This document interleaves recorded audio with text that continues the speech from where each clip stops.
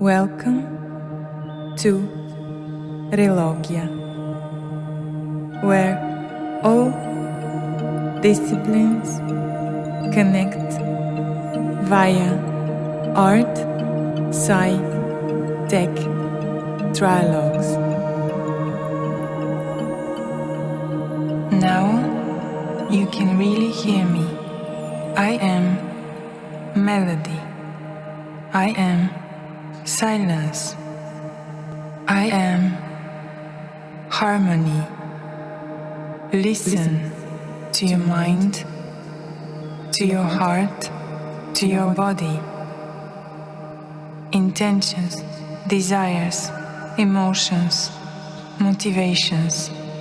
Harmony is the balance between them, the very essence of emotional intelligence. Team 1, Emotional Intelligence. On the art chair, Martine Reicherts, former Director General for European Union Education and Culture, Luxembourg.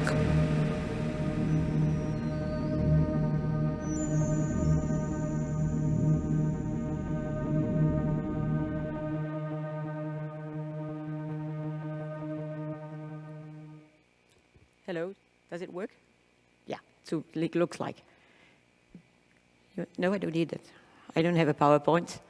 I don't like PowerPoints, by the way. So first point, I think, since we now had 1 hour and a little bit, I would, if you don't mind, ask you to stand up as a first stage, just to wake you up a little bit. The subject is emotional intelligence, and I'm not a university teacher, I'm just a practitioner. You may have seen that I'm also a yoga teacher. No yoga lessons today, promised, but just an experiment. With one hand, right or left, whatever, you do this, just like this, whatever.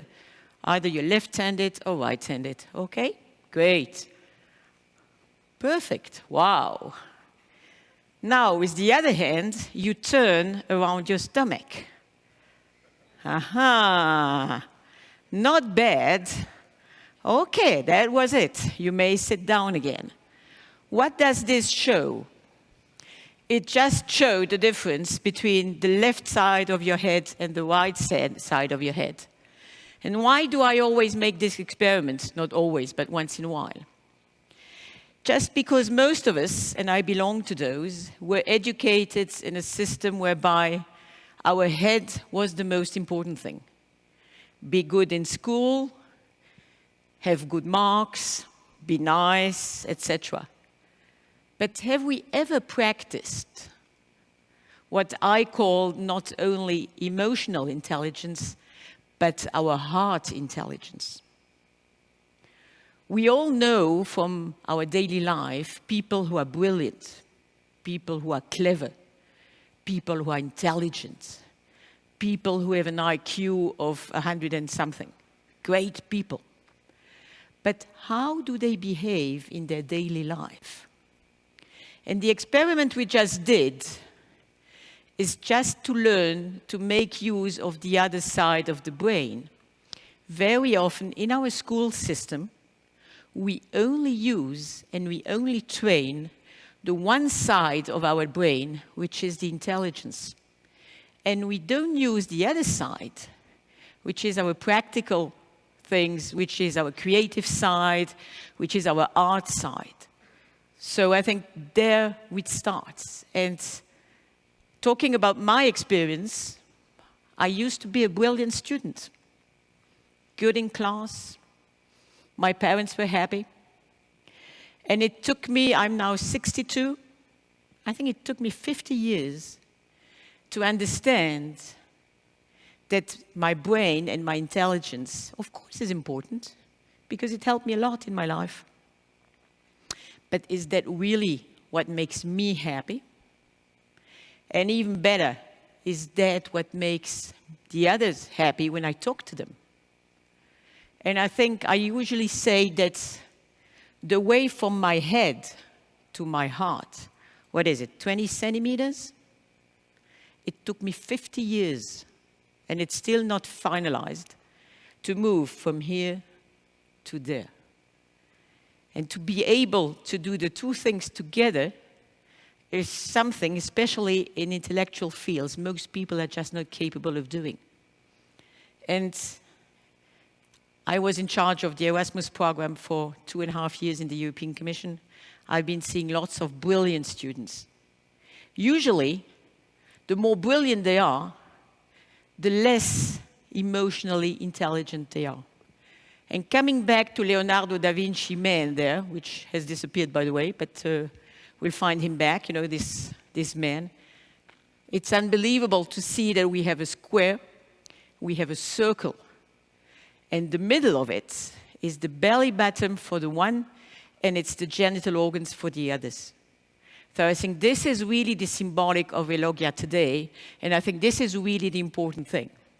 What do I want to say by this? During my whole career, and I'm now happily out of any official tasks in the European Commission, and so I'm not linked by any rules anymore whereby this you may say and this you may not say anymore. I'm now a free person. And what I'm here for is to share that what people feel is your authenticity. And what they also feel is when you are not. And we all know about this picture of the iceberg. We all have been to management classes. We all have been to all those classes we have been through. And we all know about this iceberg. There is the 1/6 that we see, and there is all the rest which we don't see. But who in this audience, and I don't want hands up, just ask yourself the question. You all know the saying of Socrates, know yourself, and you will understand the others and God. If God is a picture you don't like, forget about God. If you know yourself, you will know about the others. Who of you knows how he or she really functions? What is really in your guts, in your belly? Again, I share my experience. That's all I can do now. It took me at least 50 years to understand, more or less, what my own buttons were. And what I share now with people is how can we find ourselves, what we need, and who we are? Because all starts by us. And then, of course, I think this is not about being selfish, not at all. But if I don't know how I function, how dare I to understand how the other one functions? And talking about couples, for example, which is the best example, we really would like the other one to change and to be the way we would like him or her to be. But do we ever ask ourselves, what can I change in my functioning to please or to help the others? And that's the basic point which we usually forget. Coming back to education, since I was also in charge of education for a while, my main message now about emotional intelligence is, let's start in kindergarten. I think when we come to university, it's very often already too late. And when you look at kids and the way they interact in schools, you know, shouldn't we be starting in the kindergarten? You will be talking about STEM tomorrow. Of course, this is an important subject, how to get the girls on, etc. How do we get the kids on board? And I will tell you an experience I did 3 years ago. Does somebody in the place know Professor Coulet from Nice? He's a mathematician. He came to see me when I was the Director General of DG Education and Culture in Brussels. And he came with a plastic thing, triangle. Doesn't work anymore? Yeah, here we are. He explained to me that he's now teaching mathematics to kids 10 to 12 years old. And he explained to me that now he has a mirror, explaining the triangle. So he puts the kids in front of this mirror, and this mirror is half a circle. And so kids are standing in front of the circle, and then they see themselves in the mirror, and they design the triangle. And then he explains to the kids the theorem of Pythagoras. And believe it or not, and I'm a little bit ashamed to tell you, but I will. I was 59. I've understood the triangle of Pythagoras, the theorem of Pythagoras at 59. Would I have got the same explanation when I was 10 or 12? Maybe I would have become a scientist instead of becoming a lawyer. Because I chose law because I was not very good in mathematics, because as lots of women, I don't see in 3D. So this is part of my functioning, so I have to understand it differently. And thanks to Professor Coulet, I understood the theorem of Pythagoras when I was 59. So it's never too late. That's for the youngest generation here in the room. Coming back to emotional intelligence. I just said you need to know yourself.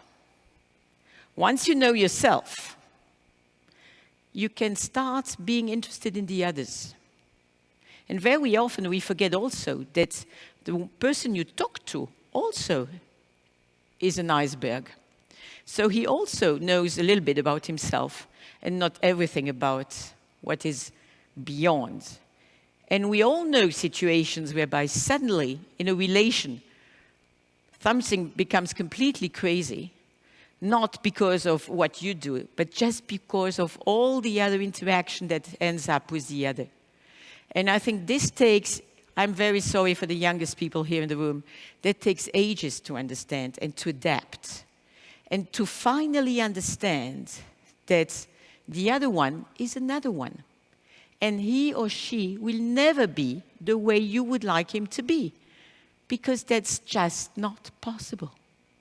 And I think the basic rule is to understand that the other one is another one.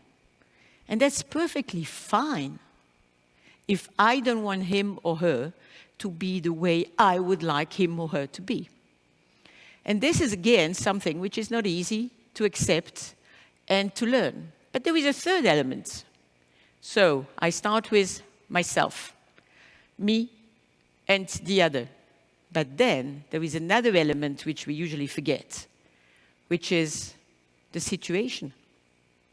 If I'm in India, for example, I've been a lot in India because of yoga, ashrams, etc. You don't use your left hand to say hello to anybody, because the left hand is reserved to other things. I think if you don't know, you can misbehave.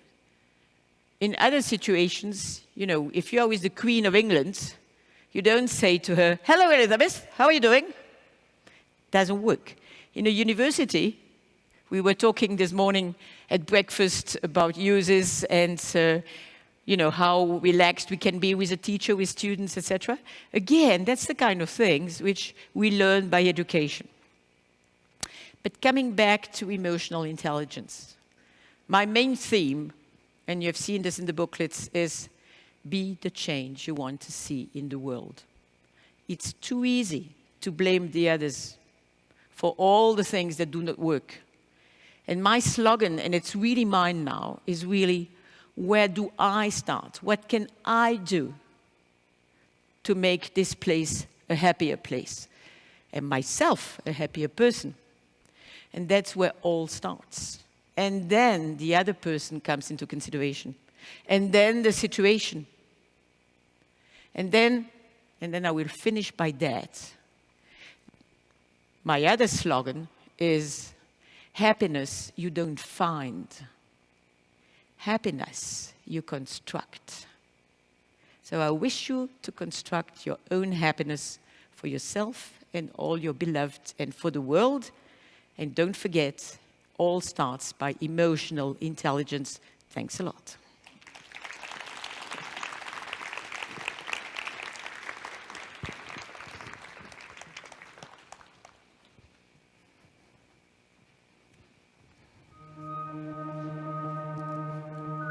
On the science chair. Professor Maria Laura Manca, Department of Clinical and Experimental Medicine and MA Mathematics, University of Pisa, Italy.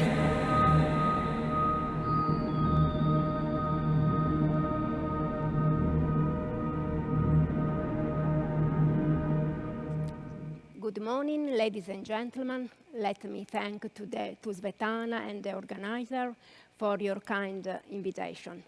My presentation is about a bridge between mathematics and music, and in particular how mathematics can help to explore the genius of Mozart between harmony, predictability, and surprise. Our research starts from the Mozart effect. Briefly, the first experimental observations were published by Rocher and Kai in a prestigious journal, Nature, in 1993.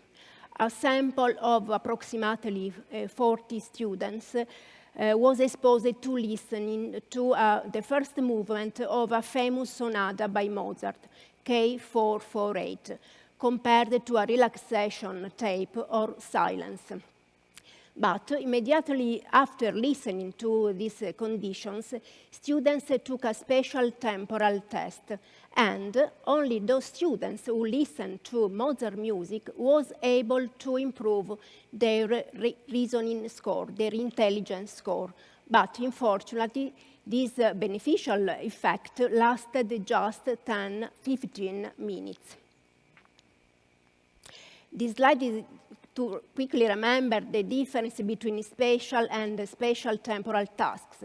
Spatial tasks are very simple because they require a classification and a search for physical similarities.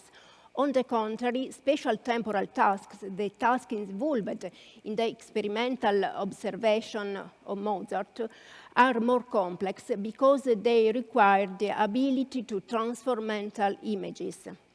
An example in this.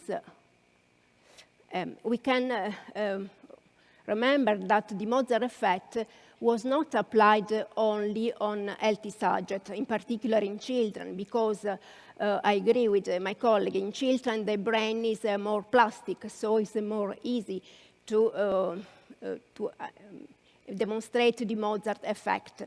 But this effect is also important in patients affected by neurological conditions, epilepsy, for example.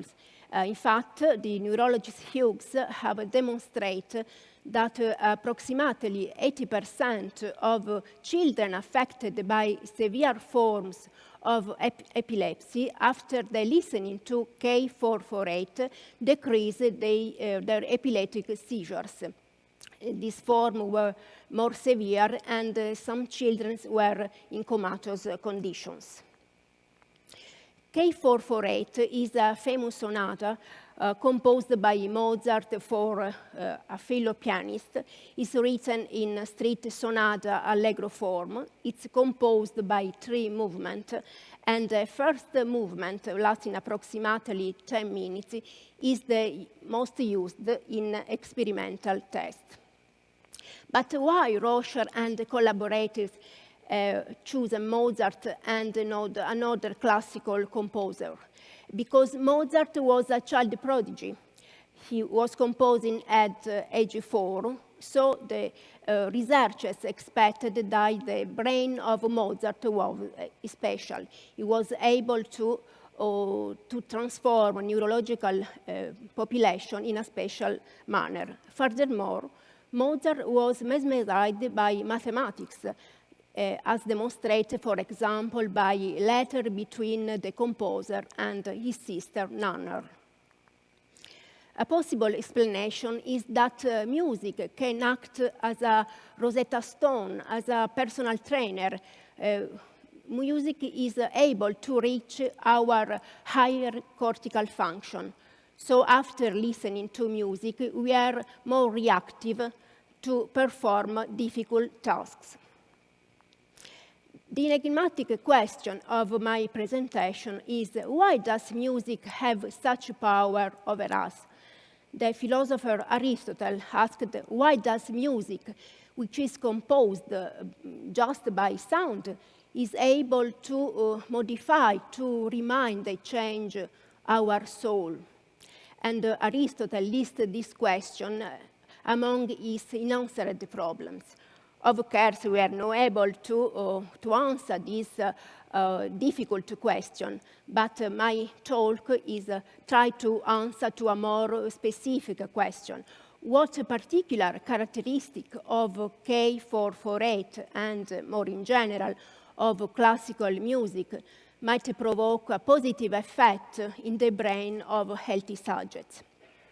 We have tried to answer through a double analysis, an analysis of musical signals extracted by Mozart pieces by using two mathematical concepts, the concept of golden number and the concept of entropy.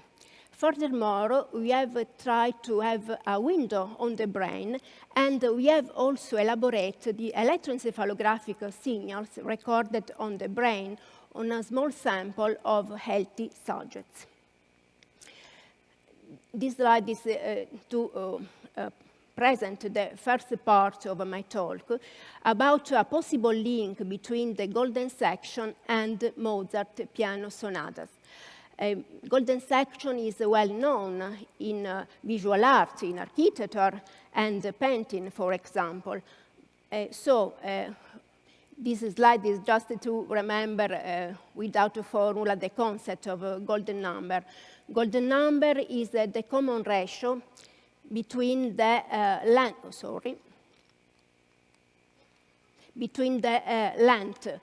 of the line, the whole length of the line segment and the largest part A, and the ratio between the largest part A and the shorter part B. This common ratio is expressed by an irrational number, 1.618, and this number is magical. So how to use the golden section, the golden section in music? We have considered, of course, K448, but also a selection of solo piano sonata by Mozart, and we have considered two possible partitions of sonata. We can consider, for example, as the shorter part, the exposition A, in which the musical theme is introduced, and as the larger one, the development and recapitulation, in which the musical subject is developed and repeated at the end of the composition. But we can consider also the other possible division, as the larger part, exposition plus development, and the shorter one, the recapitulation.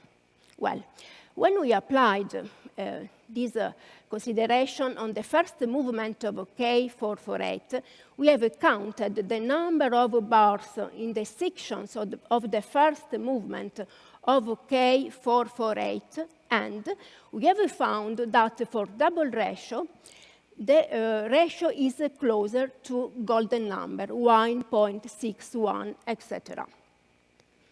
When we repeated this reasoning for our selection of Mozart piano sonata, we have found that just K448 presented this magical number. So K448 is a particular composition by Mozart. Okay. In conclusion of the first part of the presentation, we can observe that the use of a golden section is present in some piano sonata, but not in all. So probably the use of a golden section was not aware. Mozart had an innate sense of harmony and balance. So probably golden number was innate in his nature. Furthermore, we have found a double presence of golden number in K448 in the whole first movement, but also in the exposition section, the first part of the composition. So once again, K448 is a peculiar sonata. But why do you like music? In Western culture, much of the enjoyment is related to the perfect balance of predictability and surprise for the ear of the listener. Could you mathematically measure this balance? Yes, we could, by using entropy. Wilson had defined entropy as super concept in the sense that entropy originates from physical world, but we can apply the concept of entropy also to English literature, for example, but also to biology or music. Oh, sorry. I'm a bit nervous. Oh, I stopped. Yeah.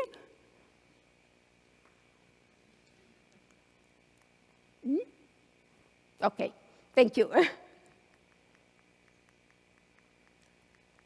Just a moment.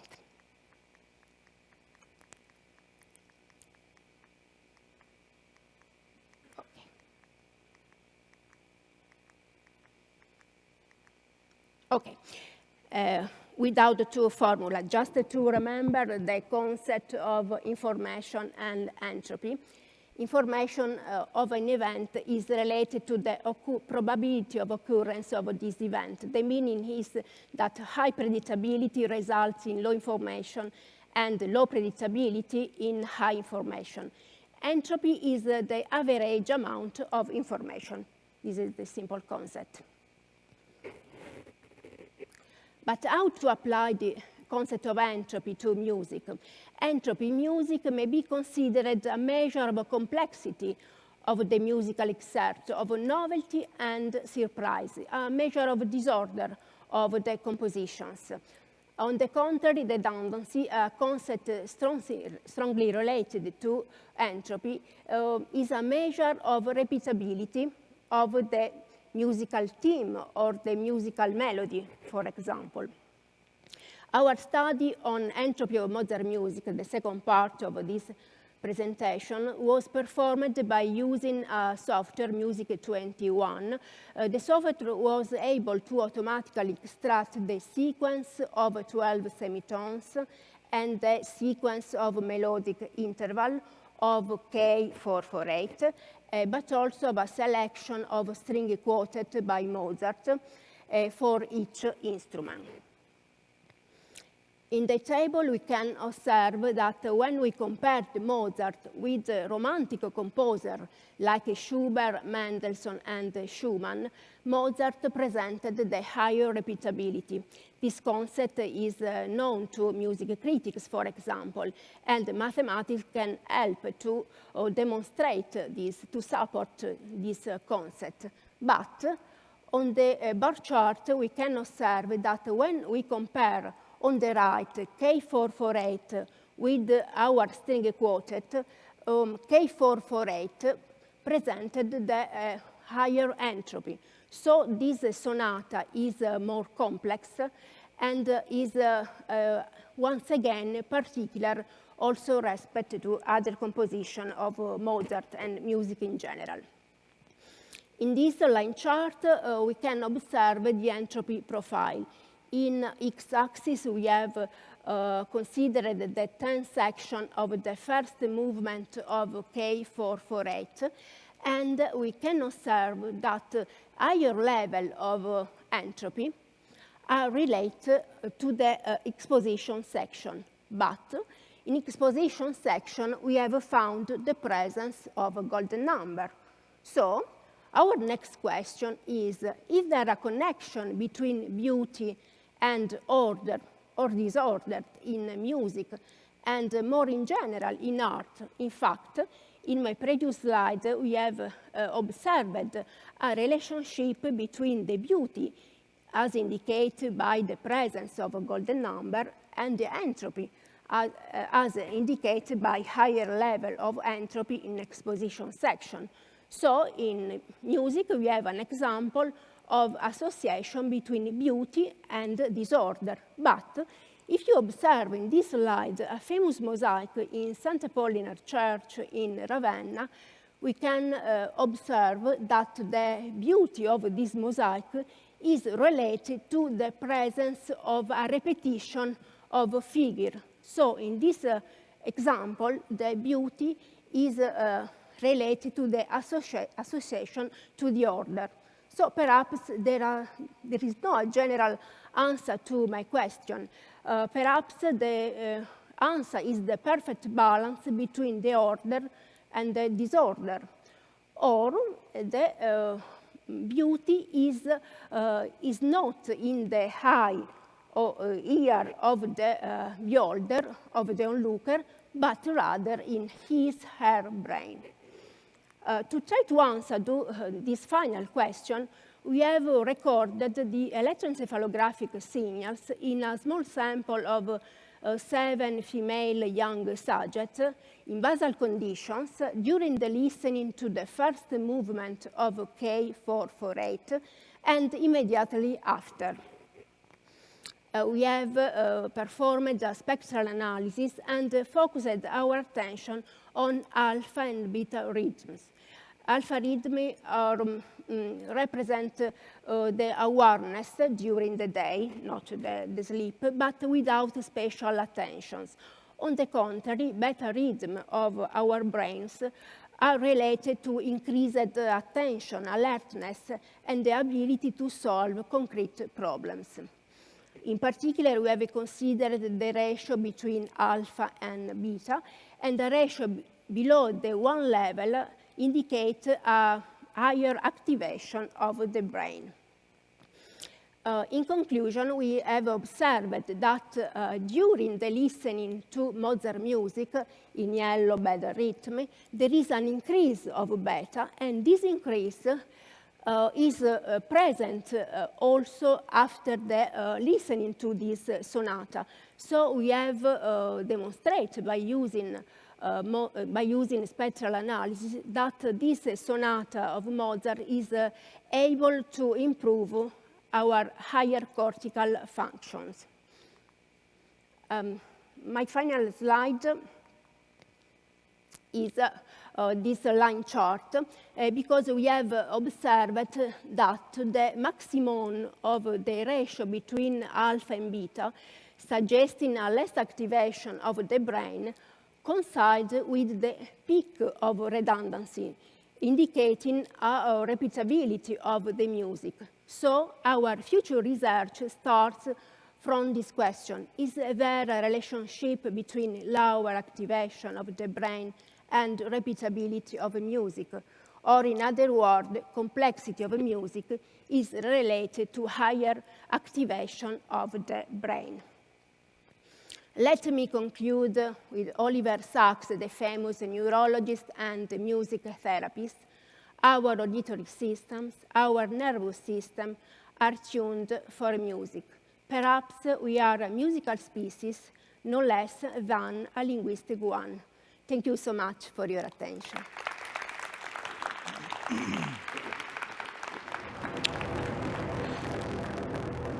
Dear audience, please join us at slide.do to ask your questions of the speakers with hashtag RELOGIA01. Thank you.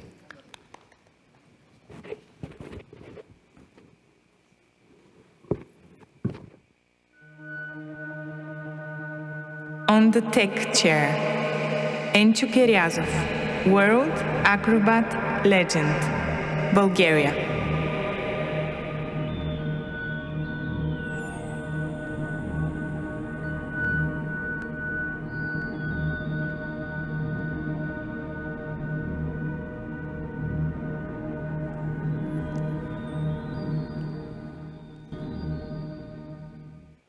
Добър ден на всички. Hello, everyone. I extend my gratitude to the Ministry of Science, the RE Foundation, for inviting me today. It's an honor for me to meet so many important people. I will take a seat and I will take advantage of this chair because I'll feel more comfortable. I must admit honestly that I did not prepare for this event because Sveti asked me just to share how I live my life and how I use my emotional intelligence in my day-to-day job. For those of you who don't know, I'm a circus acrobat. Since I was 5, I was engaged in acrobats, and I dare to say that I've I'm living my dream. I don't know whether that might sound arrogant, but I have the silver award from Monte Carlo, which is one of the most important events. Should I switch the chair? Okay. So the event in Monte Carlo, as I mentioned, is the most important worldwide event that is currently organized by Prince Albert and Princess Stephanie. It was founded by the father, Prince Reine, in 1990s. This is what can be compared to the Olympic Games, but for circus arts. In the Olympic Games, however, each sport is represented separately and they can compete for a medal.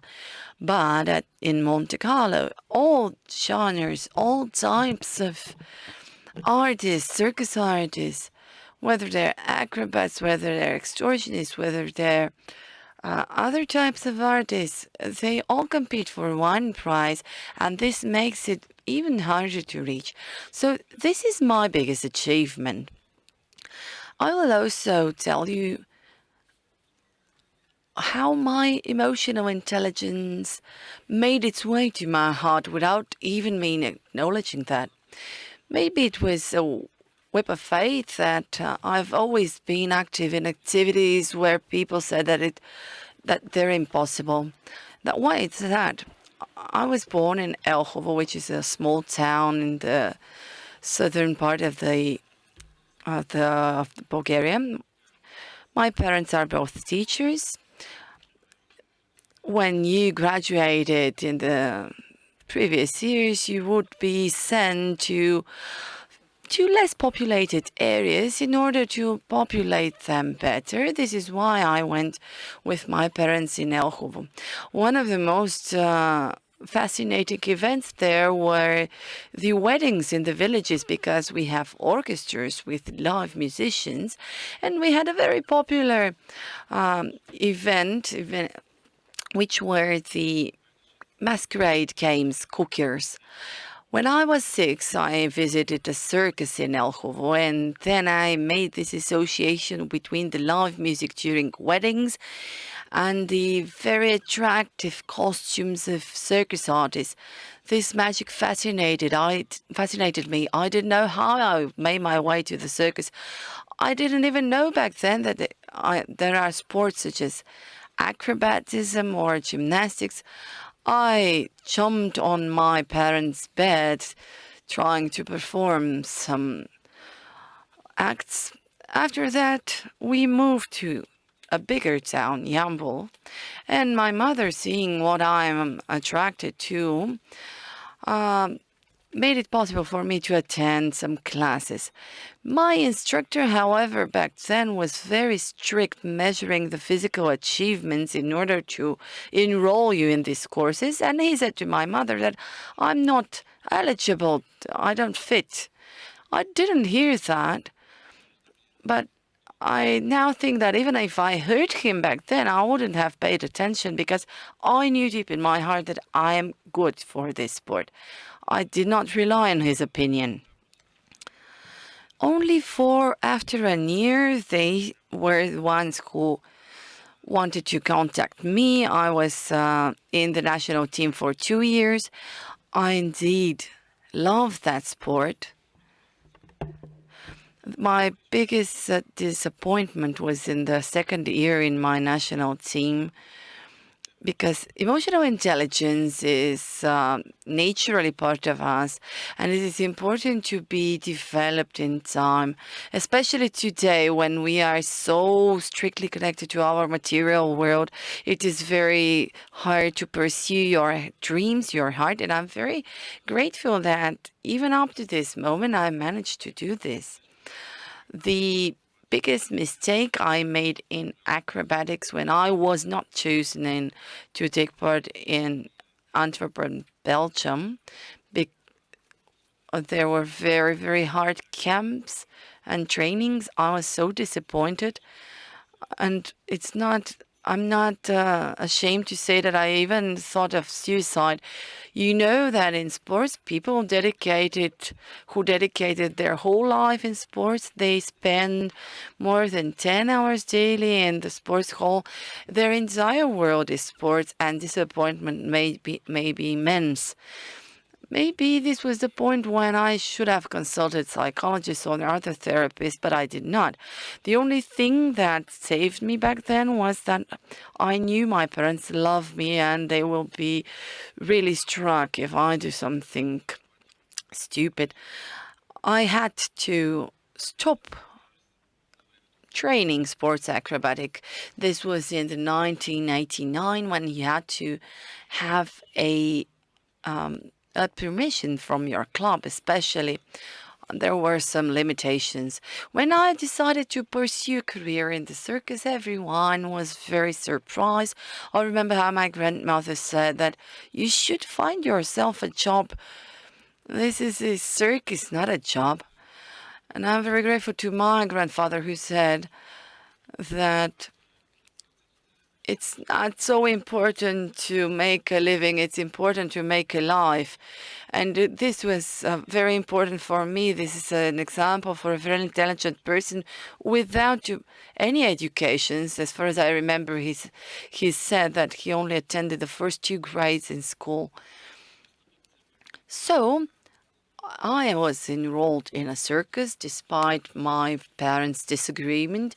This was very weird because to become a part of a group that has horses and animals, I had only seen a horse. I've never ridden one, but I was devoted. I was dedicated. I was participating in stunts with horses. I was happy. After that, my happiness was also transmitted to the audience. And this was the point when I realized that I should move forward. Because if someone wants to have a family, to have children, you cannot be part of the group. You have to pursue a solo career in order to make your own decisions. And then my decision was very contradictory, very interesting, because you cannot make your way through the very popular Chinese schools, the Russian artists, but I knew that I can wait. I knew where my goal is. I had put my aim in front of me. I separated from my group. It was a very hard period because I needed 10 years of immense work under hard conditions. I've worked everything. Sticking posters, helping for the Shepito. I've worked whatever type of job there was. I've also sent many video materials just to find an assignment. It was very hard, but I believe that I will succeed. However, everyone would say that competition is huge. You either have to have graduated in China or in Moscow to even have the chance of review.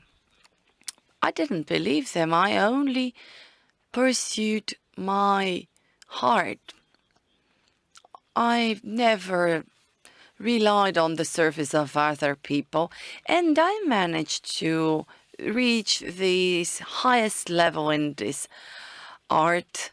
I've made mistakes. If anyone asks me whether it was perfect, no, it was not. I might have made more mistakes than achievements. Initially, it was very hard when I failed because my art, my sport is a team game. You are part of the emotion that is in the room, in your teammates, in the audience. If someone failed before you, you are affected by their feelings. I was very mad with all of the workers if something was wrong, if what the table is not placed correctly, if I cannot be seen well by the orchestra because we use music in the circus, we have to collaborate. And this was when I would go behind the scenes and I was furious. It was very hard for me to control my emotions. After the end of my act, I was just dash out of the circus and run out of the Chapiteau. It was a very weird view because I was only in my pants. I was topless, and it was very strange to see someone running out of the circus half naked. I'm no longer doing that because I realized that this also puts stress on my colleagues.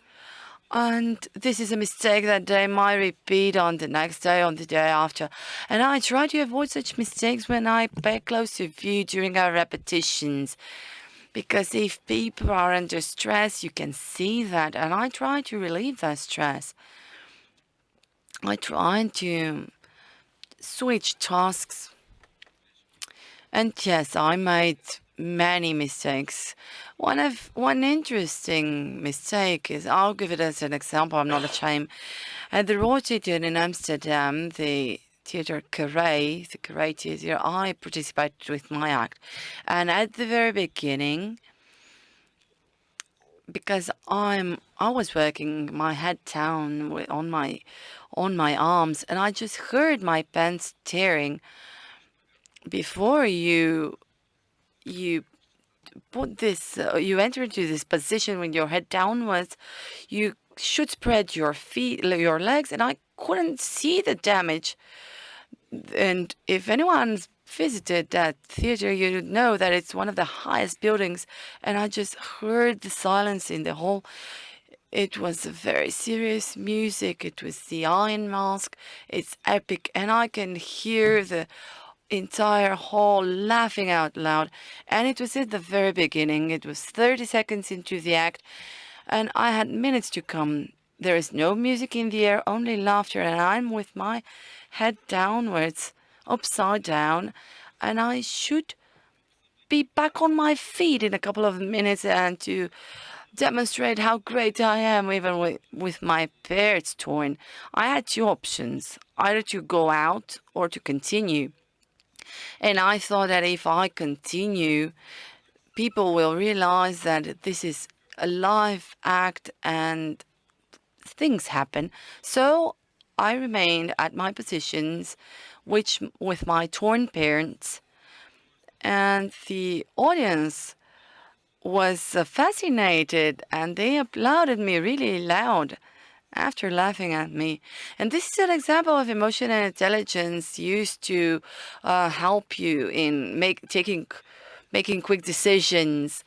And at least for me personally, the decision was always correct. If it was conforming with your heart. And another example is with I've worked in a circus in Switzerland in 2015. I also have a offer from Guy Liberty, which is the founder of Cirque du Soleil. I can imagine that most of you know that circus. I did not want to work for a Canadian circus because I preferred Long Island, because I love that place. It was a hard decision to make. I had a phone call from Guy, and he asked me, in fact, he told me, if it's a matter of money, you know, we have lots of money. I couldn't fall asleep because everything is a matter of money, but you can hear these words from a person who flew to the moon, literally.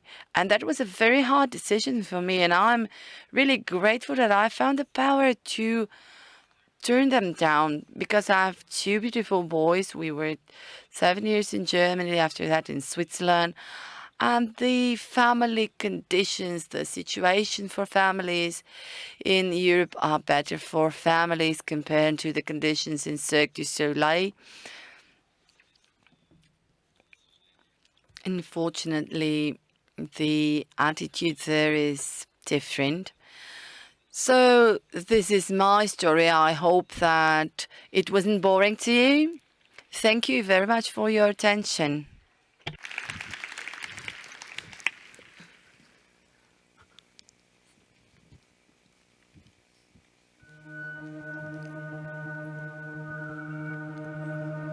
Emotional Intelligence, Art+sci+tech Trialogue 1.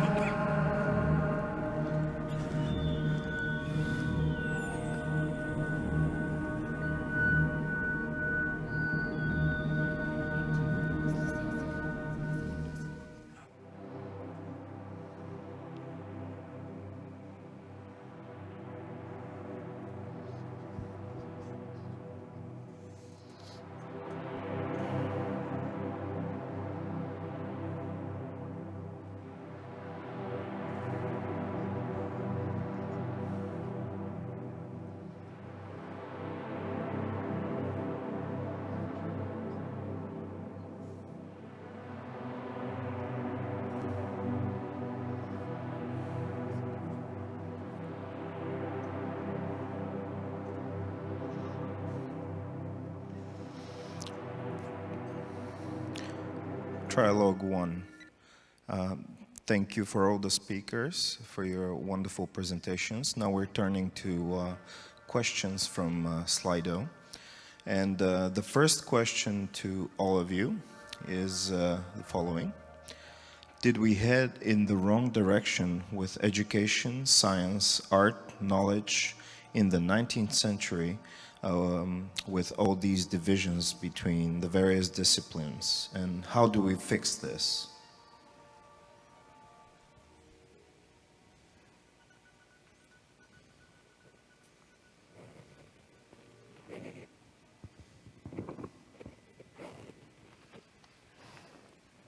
I think that in the past, for example, for Leonardo or Galileo, there is not a big division between disciplines. But now, I think that it's important to be a good, deep knowledge of a specific topic, but to have an open mind, to be able to catch the stimulation from other disciplines. So I think that is most important.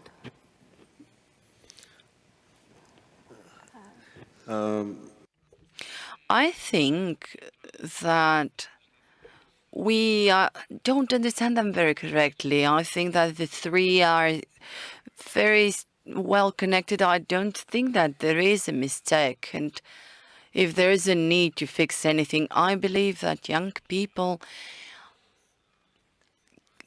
can manage that better compared to us. I think that these three are inseparable. I would say that, anyhow, what happened in the 19th was in the 19th. So I think let's concentrate on today, because what has happened has happened. So I think who are we to judge what has happened in those days? But I think for me, what's important is really to get back to the role of education and, you know, to really insist, and I said early on, from kindergarten on, I think we need the kids to have the best possible education from 3 years old on, because we know that by 7, everything is more or less played. So I think, again, you know, how to teach our teachers to make sure that they give the best possible education to our kids, grandkids, etc. I think that's where it starts. And I think we need to come back to a system whereby, for me, education is the alpha and the omega. We have to start by education. And we have to start when they are still very young. And I think education should be the invest number one of all our countries. I think that's where it starts. And then, of course, we will make mistakes, because mistakes are part of life. And nobody, except me, of course, is perfect. So I think let's be a little bit more relaxed about that.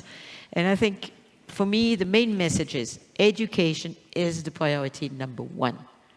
And it can be in a circus, it can be in a school, it can be wherever. I think circus is a school of life. So why not? Sure. And, you know, wherever it is, I think that's where it starts. And I think if we all say that education is the priority number one, and we give the political priority also to education, then this conference will be useful. Okay, thank you. And just a follow-on question to this. What about science? How do you see a tendency for synergies between the different science disciplines? I guess a question for all the speakers.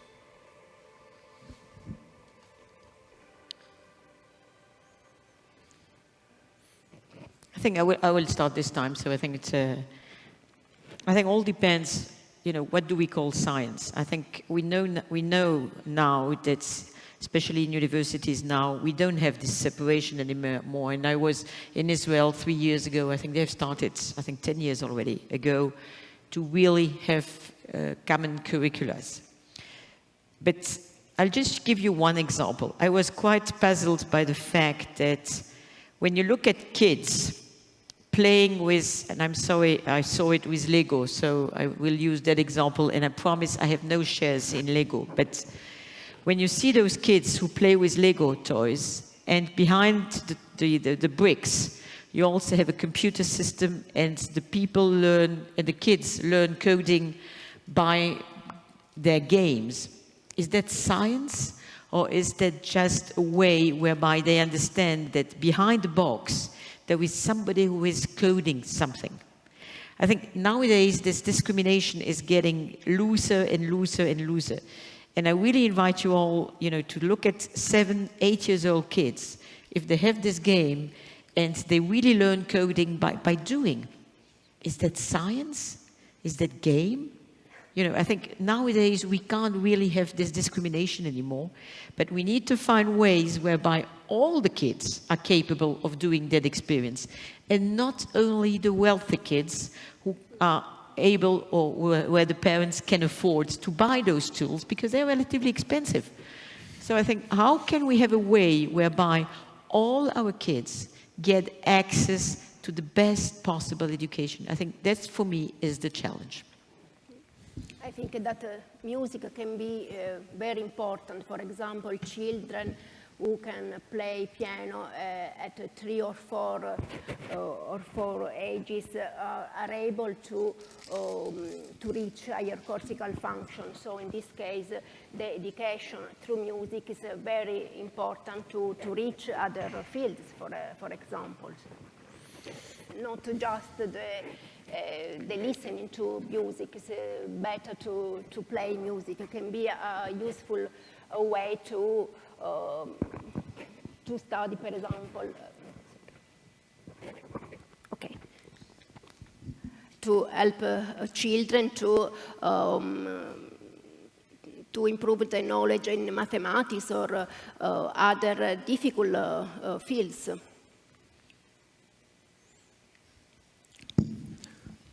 Okay, thank you. So there's a few more related questions.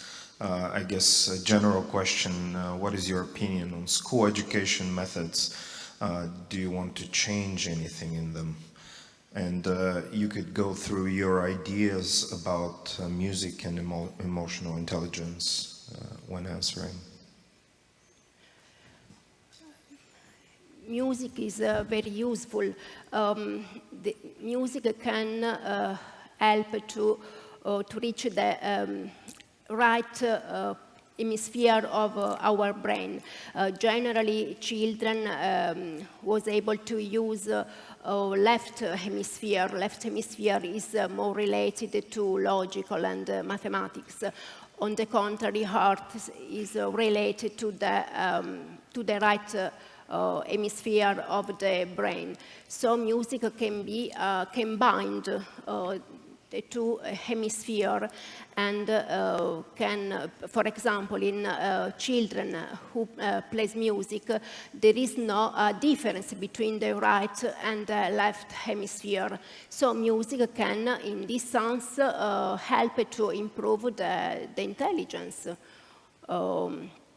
And another important aspect is that music can help to reduce the degree of emotions, the bad mood, for example. So music can create the environment, the ideal, optimal environment to educate children, but also in adulthood, also in elderly ages or in neurological conditions, for example.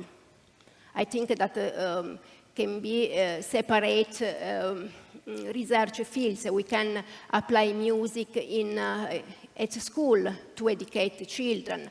We can study music in adult, for example, to reduce sadness or to high level of emotions.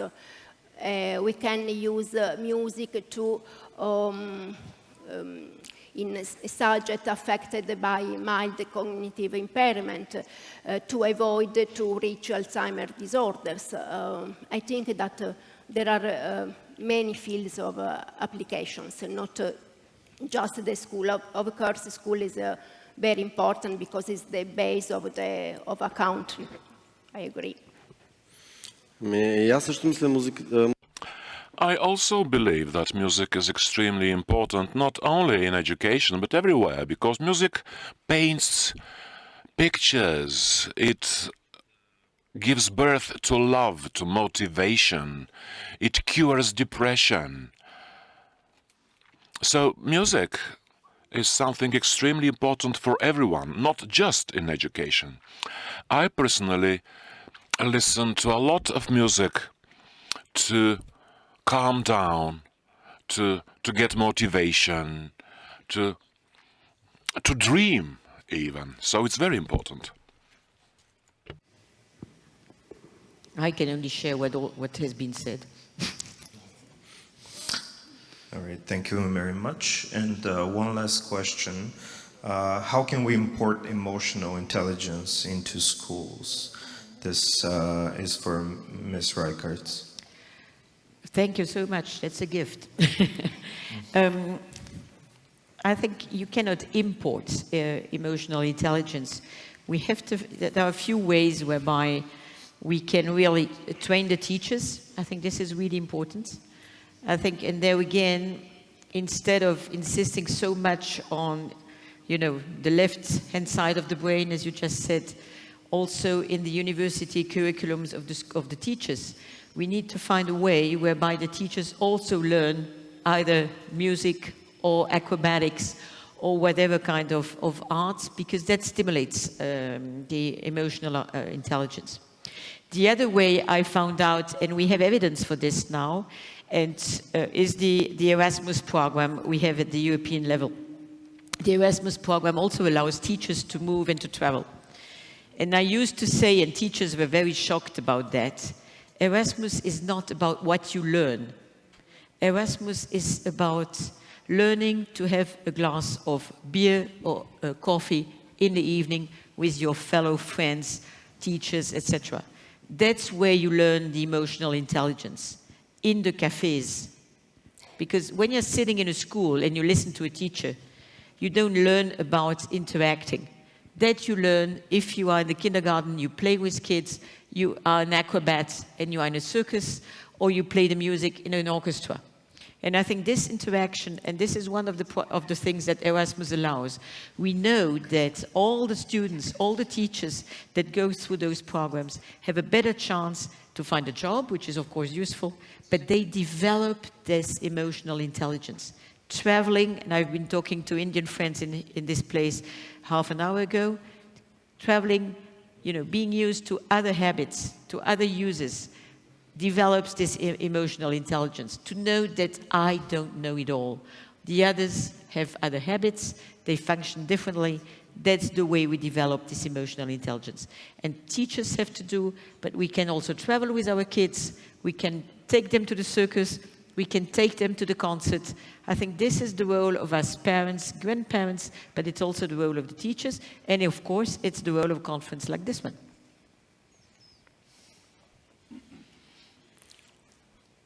All right. Thank you very much. So this was the last question of the first trialogue. Let's thank the speakers one more time.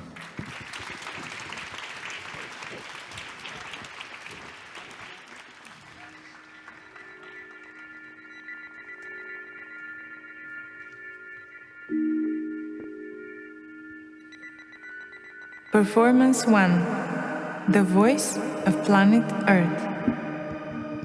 GENADI TKACHENKO, Germany.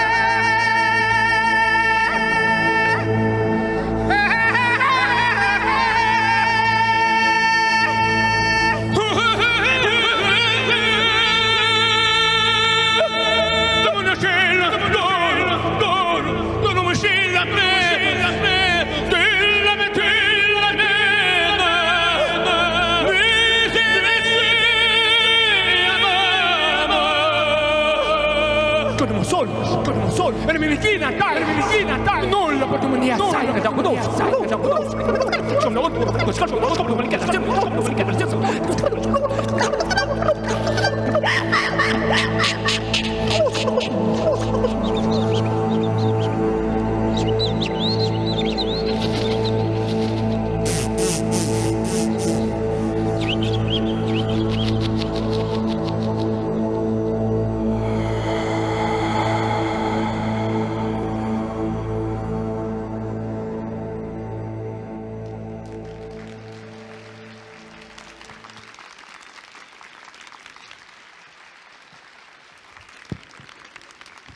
Thank you so much.